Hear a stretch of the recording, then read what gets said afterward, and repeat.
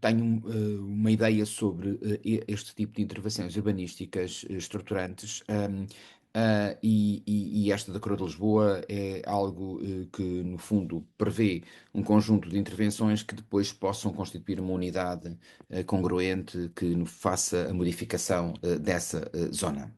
Ah, eu, obviamente, gostava também que vocês me interpelassem, mas eu posso iniciar aqui a reflexão partilhando que, para mim, neste momento, as preocupações mais fortes perante projetos da natureza da Croa de Lisboa, da Croa Norte de Lisboa, prendem-se com uma questão fundamental que é a questão do espaço público e, como sou paisagista, do espaço verde público.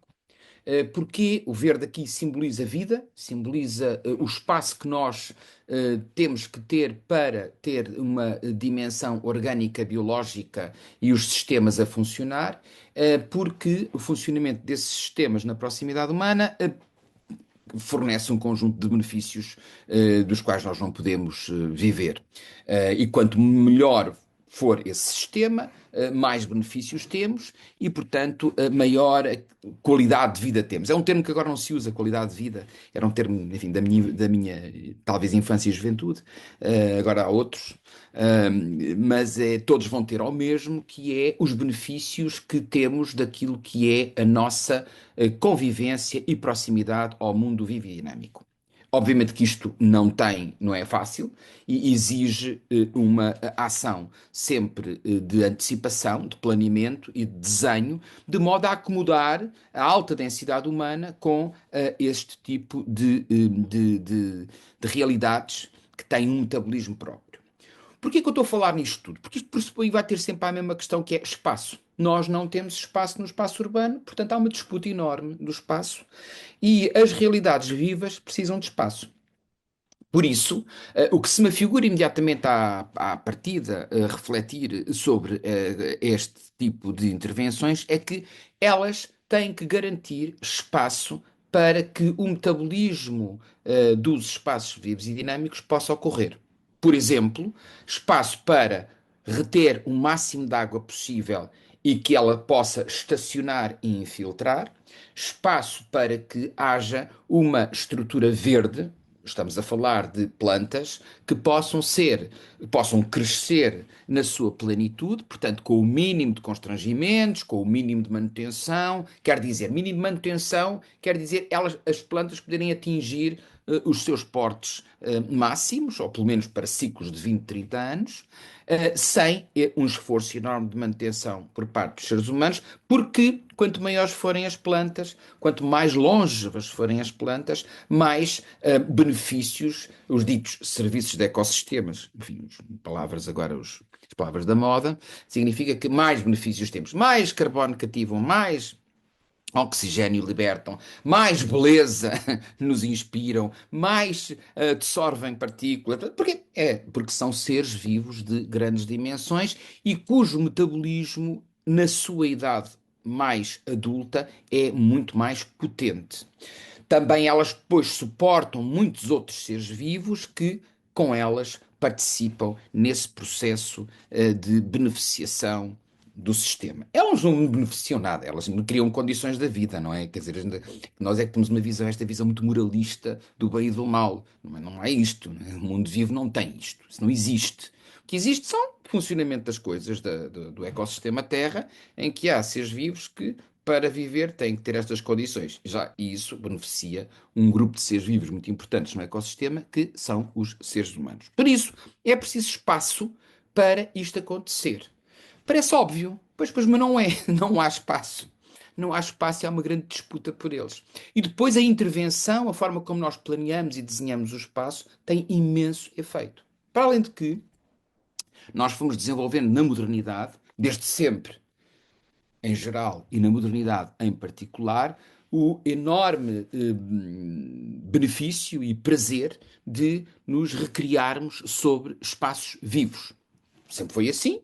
E depois, à medida que a industrialização e a urbanização aumentou, isso tornou-se ainda mais sério. Portanto, nós hoje, o facto de podermos pisar, estar sobre, tocar os espaços vivos, pisar a relva, é um benefício extraordinário da modernidade. Isso parece óbvio, não é? Mas é muito complicado. É muito complicado porque é preciso sempre espaço e é preciso que esse espaço possibilite que os seres humanos, em equidade e alta densidade, o possam usar. Onde pensar assim, que complicação, estamos a falar de relevados para as pessoas pisarem. Pois é, mas esses relevados, quando são públicos, ou prados, quando são públicos, têm que ter dimensões suficientes para acolher grupos públicos, para não serem exclusivos. Isso sempre foi um apanágio dos grupos de privilégio da sociedade. Acontece que na nossa evolução e do espaço público, por isso é que eu comecei a conversa por falar em espaço público. Estou a falar em coisa pública. Eu não estou nada preocupado com os espaços verdes dos indivíduos privados. São muito importantes estruturalmente e participam, mas não é aqui que deve ser a nossa prioridade de preocupação. Croa Norte de Lisboa, toda e qualquer que seja a intervenção, do ponto de vista viário, do ponto de vista da urbanização, deve ter isto em conta. Isto é o geral. Agora, isto desenha-se. E há modelos urbanos que são mais viáveis, mais interessantes que outros. Os mais interessantes, às vezes formalmente, são os mais consumistas em espaço. Por exemplo, temos vários tipos de urbanização em que, a partir sobretudo do grande ensaio do Corbusier, que é feito para países ricos, apesar de ter sido consumado em países pobres, mas é essencialmente feito para países ricos, onde temos aquelas unités d'habitation fabulosas no meio dos espaços verdes. Maravilhoso, nada contra, tudo magnífico. Tudo magnífico, desde que depois outro conjunto de variáveis possam ocorrer. Ora, nós em Portugal não temos esta oportunidade.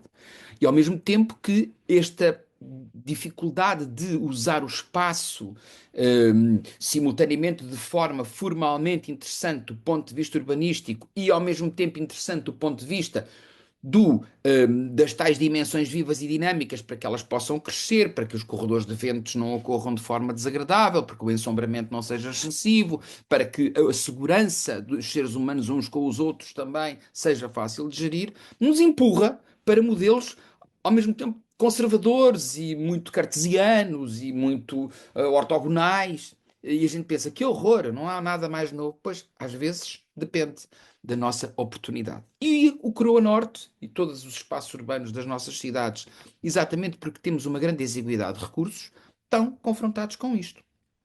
Claro que os grupos intelectuais, dos quais nós todos fazemos parte e somos responsáveis, têm uma visão sempre muito clivante, muito propositiva, muito excitante, e é bom tê-la, mas o que acontece é que depois há dimensões de operacionalidade e de execuibilidade dessas realidades que vão contra isso. E por isso vale a pena fazer um trabalho e envolver as diversas equipas de pensadores que estejam aqui a participar, de modo a ver como é que nós podemos negociar, articular estas tensões. Sabendo que há valores digamos, metabolismos que não são dispensáveis. A questão da permeabilidade, a questão da qualidade do ar, a questão da qualidade microclimática, portanto, da sombra ou do sol, não são negociáveis, quer dizer, são o que são. Quer dizer, a gente ou as tem ou as não as tem. Quando a gente não as tem, é uma chatice. Portanto, fica em déficit de algo que é fundamental, basilar, que não é negociável. Não pode, ok, está bem, mas eu dou-te mais um vale para ir ao supermercado, ou dou-te mais uma televisão para tu veres, ou um ecrã, ou um plasma, ou uma coisa qualquer para tu te entreteres. Nada é reposto pela falta de oxigênio, pela falta de biodiversidade, pela falta de matéria orgânica no solo. E digam assim, então, e o que é que a Coroa Norte de Lisboa tem a ver com isto? É que a Coroa Norte de Lisboa é o ensaio, é um dos ensaios para nós podermos exercitar essas questões sérias e difíceis de resolver na alta densidade. Já sabemos que não é aí que as coisas vão ocorrer na sua plenitude, mas é aí que nós vamos ensaiar para que as comunidades humanas que estão confrontadas com isso e possam também influenciar a decisão ou participar na decisão desse território ou de outros territórios possam ter uma visão mais acrescida e toda uma experiência de vida mais enriquecida e potenciada e serem seres humanos mais exigentes e mais conscientes daquilo que é fundamental para a sobrevivência longeva com dignidade. Portanto, isto é uma generalidade, por isso agora, isto aqui é de onde eu começo. Eu acho que o ser humano beneficia quanto maior é o contacto do ser humano com aquilo que ele apelidou de natureza, ou seja, o mundo vivo que ele reconhece fora de si, enfim, que enfim, uma fabulação humana, faz parte do nosso autocentrismo, é normal. Imagino que os leopardos também tenham natureza e essas coisas assim todas, né? Agora, a questão é que é verdade que nós conseguimos nos beneficiar. Isto é uma reflexão que tem o tempo da história humana. Nós registamos ciclicamente isso.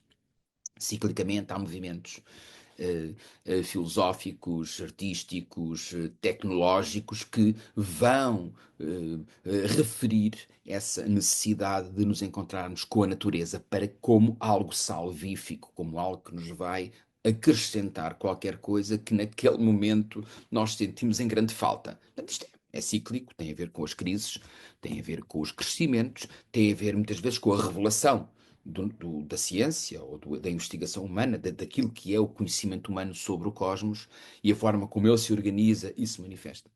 E por isso, contactar com a natureza, assim a palavra simples, toda a gente entende, é um enorme benefício que hoje é fortemente documentado e fortemente acessível à demonstração para os mais diversos grupos da sociedade. E, portanto, a Cronorte deve exercitar um conjunto de prerrogativas urbanas que possibilitem um maior contacto com a natureza. Olha, uma questão simplicíssima, muito, muito simples, e que nós achamos, certos grupos que trabalham nisto acham que isto já isto é tão básico. Por exemplo, trabalhar de acordo com o relevo e de acordo com a circulação da água. Isto é óbvio, não é? Pois é, mas não é feito. Não é feito. O que é feito é nós, distantes dessa realidade, ou então considerando-a apenas numa parte, fazemos propostas de cidade, de infraestruturas, de intervenções rurais. Interessa. A cidade parece que é só a cidade que faz assim, não. Em que nós modificamos imensíssimo a superfície do terreno e assim modificamos o seu metabolismo basilar, que é o metabolismo da circulação da água, da gravidade, não é? Que é o que atua na Terra, e da circulação da água. É que é complicadíssimo isso. E então em espaço urbano nós achamos que aí não funciona, porque a gente depois convoca os conhecimentos de hidráulica e de hidrologia, e temos obras maravilhosas e temos conhecimentos de física muitíssimo avançados que nos permitem, obviamente, conseguir otimizar a nossa alta densidade com boa resolução. Esta é a boa notícia, mas depois a não tão boa notícia é que o sistema não funciona com a previsibilidade que nós gostaríamos. Portanto, o sistema é sempre diverso, é vivo e dinâmico, ou dinâmico. Neste caso, a água não é viva no sentido biológico do termo, também tem vida, mas não é. É um sistema físico e a sua circulação é altamente importante. Saber das bacias hidrográficas urbanas e como elas finamente se delimitam é fundamental, até para fazer todo o sistema hidráulico, que muitos engenheiros hidráulicos conhecem finamente, e temos belíssimos técnicos a esse nível, mas que depois, hoje, tem que ser acompanhada de compensações mais interessantes e que também não são nada de novo, sempre existiram, baseadas nos sistemas vivos, onde os sistemas vivos podem dar o seu contributo fortíssimo e menos caro, porque a infraestrutura é uma coisa cara, para poder resolver isso. Portanto, Cronorte de Lisboa, estamos no ponto alto de Lisboa, estamos na cabeceira das linhas de águas de Lisboa, de algumas linhas de água, estou a ser grosseiro na minha observação, mas é mais ou menos isto. As bacias hidrográficas de Lisboa são curtíssimas, portanto quer dizer que qualquer chuvada que cai em Lisboa se concentra rapidamente nas zonas baixas e provoca cheias, normal, faz parte da topografia desta zona da região de Lisboa, e por isso todo o trabalho que nós, ainda por cima Lisboa, com um clima pseudo-mediterrâneo ou pró-mediterrâneo, vai ter este tipo de incidências naturalmente maiores do que noutros lugares onde a pluviosidade é mais facilmente distribuída ao longo do ano, e hoje com, enfim, os dados que começamos a ter sobre as alterações climáticas, essas tendências começam a aumentar. Tudo isto é negativo para as populações humanas em alta densidade e em determinadas zonas. Logo, como é que se mitiga? Nós não resolvemos isto, atenção. nós mitigamos isto, nós minimizamos com a tal incidência de esponja. Nós temos que aumentar o efeito de esponja, nós temos que aumentar o efeito de retenção, nós temos que atrasar o escoamento da água, nós temos que diminuir a velocidade do escoamento da água, e isso tem que ser feito com construções e apoiadas de sistemas vivos. Esta é, assim, uma introdução, se calhar um bocadinho pesada, mas foi aquela que se me afigurou. Muito bem mesmo. Estamos em cima da hora, basicamente, não é? Não, ainda podemos começar um bocadinho. Eu vou chegar Oh, atrasado, eu sou uma pessoa atrasada, normalmente. ok. Exato. Ao menos usar as virtudes do atraso. Mas duas perguntas que me ocorrem. Uma é como é que a desigualdade social de uma zona, de uma região como a Polo Norte, se resolve, com esse, se compatibiliza com uma visão de espaços naturalizados, assim, não é? De grande dimensão.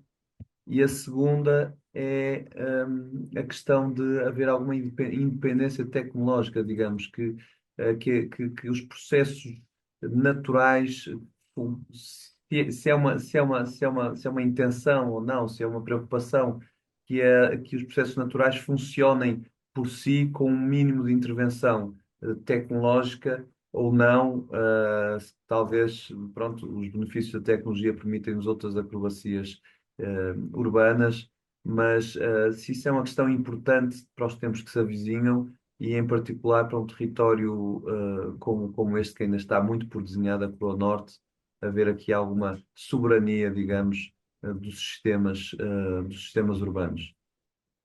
Ora bem, o social, se nós não o resolvermos, ele resolve-se ecologicamente. Eu sou do grupo que, enfim, usa muito a ecologia como ciência orientadora e, portanto, nós somos um ser vivo que responde a todos esses pressupostos. E, portanto, se nós não o resolvermos ou não o anteciparmos, ele há de se resolver da pior maneira. Portanto, vale a pena a gente antecipá-lo. O social e as zonas socialmente deprimidas devem ser as primeiras a ser, não direi resolvidas, mas atendidas.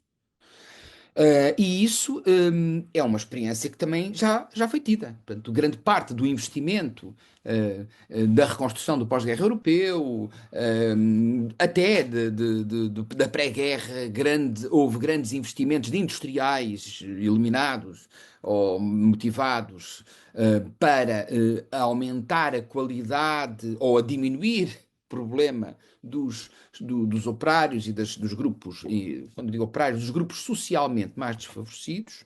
Isso foi sempre feito e houve grandes ensaios. A cidade do Porto, onde eu vivo, tem uma área muito significativa de bairros dedicados à população com menos recursos, é hoje um acervo camarário extraordinário, e muitos desses bairros foram feitos até com muitos ensaios urbanísticos, alguns melhores, outros piores, enfim, há várias opiniões sobre o assunto, mas todos eles cultivam a ideia de espaço, cultivam a ideia de unidades de habitação com desafogo, com ar, com algum mais ou menos acesso a espaço verde.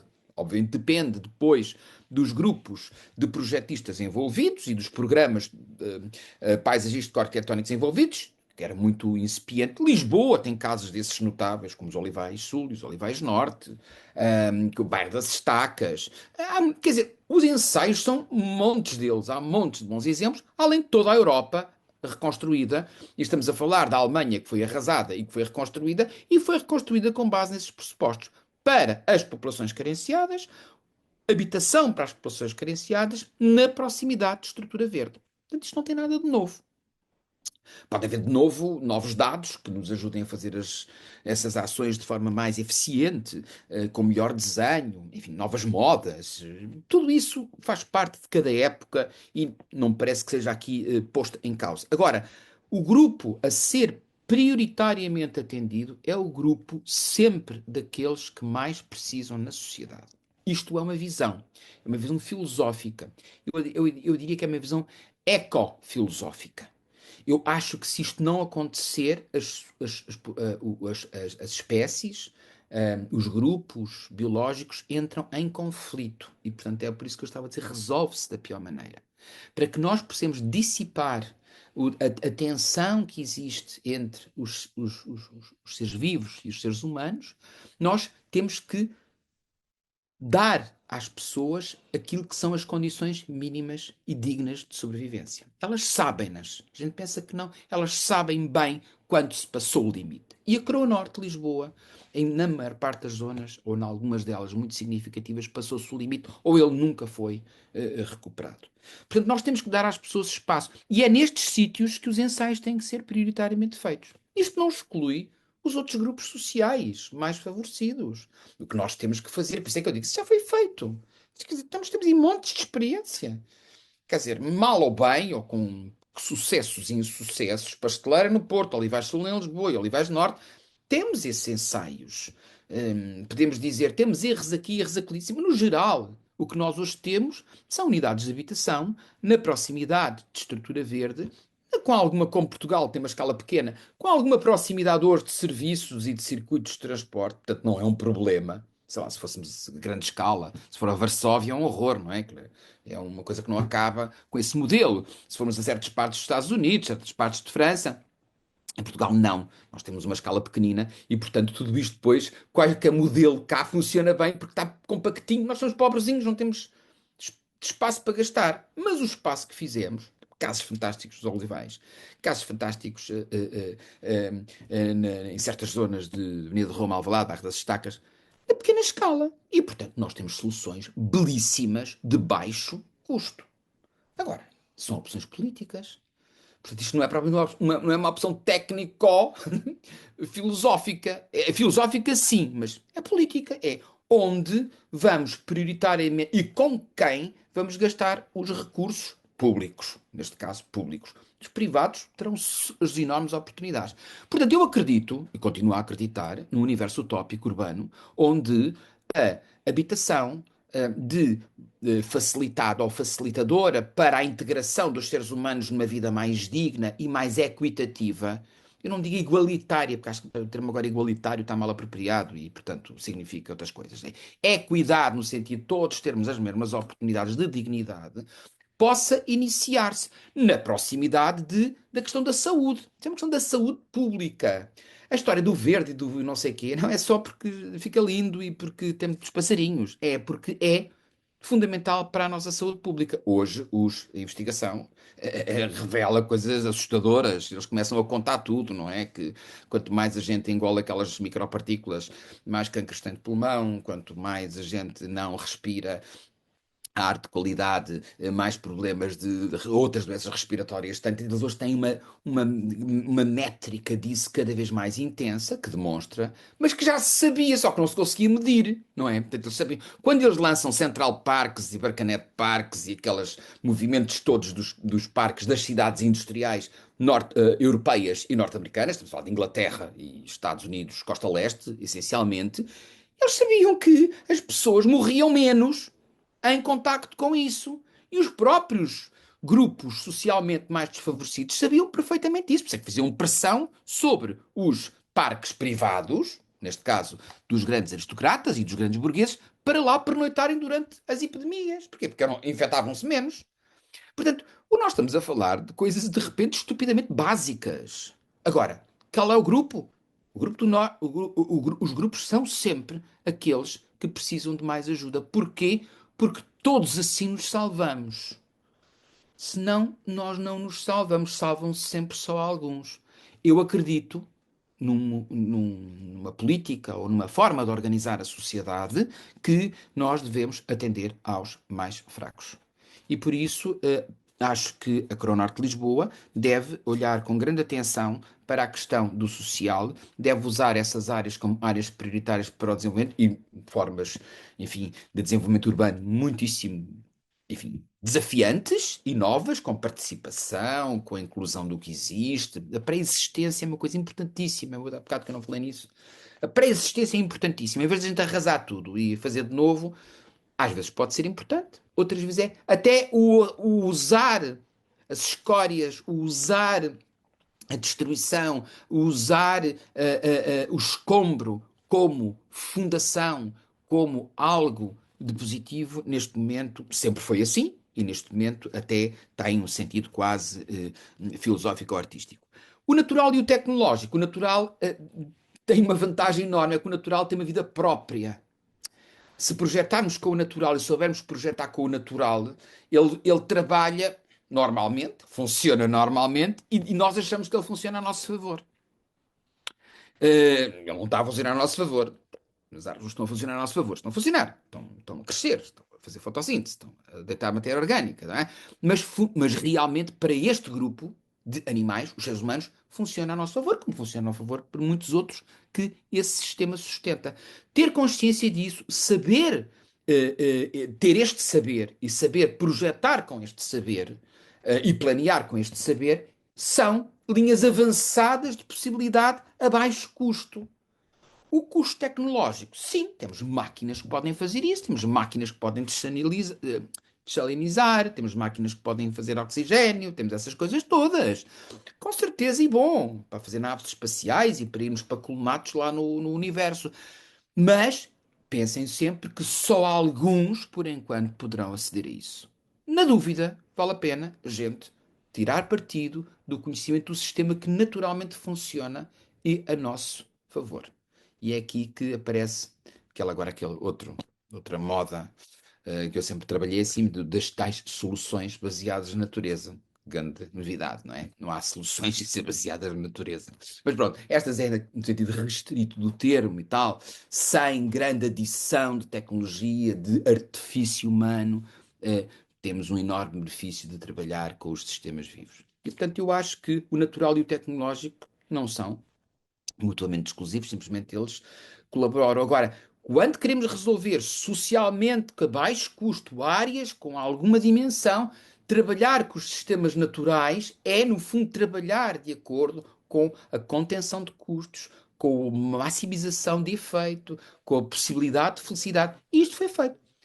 Olha, um exemplo curiosíssimo. Curiosíssimo. Sim, é curioso porque ele ocorre.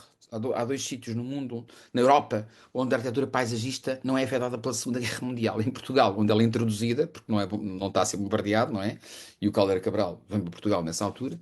E outro que é em Estocolmo, na Suécia, onde também os ditos neutros, todos eles com esquemas de ambos os lados, mas neutralidade é isso mesmo, e que permitiu que na Câmara de Estocolmo um arquiteto paisagista recém-formado e, enfim, nas modas da ecologia e da socioecologia daquele tempo, vai lançar os bairros de Estocolmo, aqueles que a gente vê e come com grande, que máximo, com os miúdos todos a tomar banho naquelas lagoas e as mães com ar modernaço a passear as crianças, a apanhar sol e tal. Pois é, isto está nos anos 40, enquanto a Europa se dizimava, literalmente.